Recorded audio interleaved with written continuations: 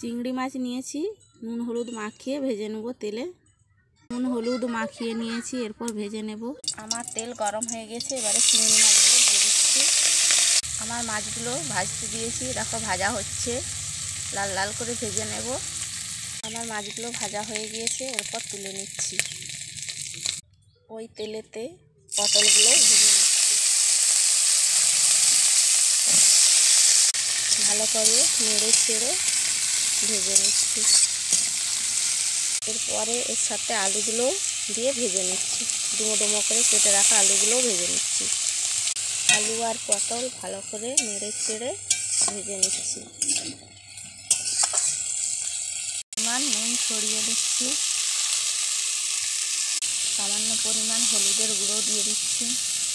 আমার আলু আর পটল ভাজা হয়ে গিয়েছে, এরপর একটি পাত্রে তুলে নেব। একটা গোটা লঙ্কা দিয়ে দিচ্ছি, সামান্য 5 ফোড়ন দিয়ে দিচ্ছি, পেঁয়াজের কুচি দিয়ে দিচ্ছি, এরপর আদা থেতো করা দিয়ে দিচ্ছি, সামান্য রসুন থেতো করা দিয়ে দিচ্ছি। তারপর ভালো করে নেড়ে নিচ্ছি। গোটা জিরা বাটা দিয়ে দিচ্ছি, সামান্য পরিমাণ ধনের গুঁড়ো দিয়ে দিচ্ছি, সামান্য হলুদের গুঁড়ো দিয়ে দিচ্ছি, সামান্য পরিমাণ লঙ্কার গুঁড়ো দিয়ে দিচ্ছি। মশলাটা ভালো করে ভেজে নিয়েছি, এরপর সামান্য জল দিয়ে কষিয়ে নিচ্ছি। জল দিয়ে কষিয়ে নিচ্ছি, সামান্য পরিমাণ মেথি পাতা দিয়ে দিচ্ছি, দিয়ে ভালো করে কষিয়ে নিচ্ছি। আলু আর পটল আর চিংড়ি মাছ ভেজে রেখেছি, ওইগুলো দিয়ে এরপর কষিয়ে নিচ্ছি।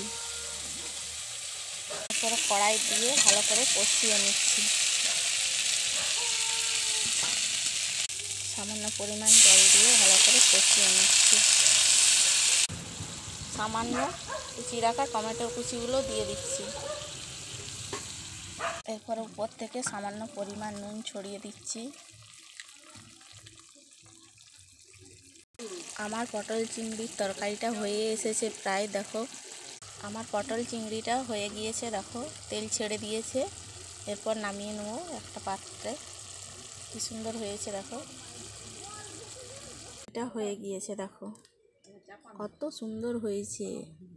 ভাত দিয়ে খেতে যা টেস্টি লাগবে না।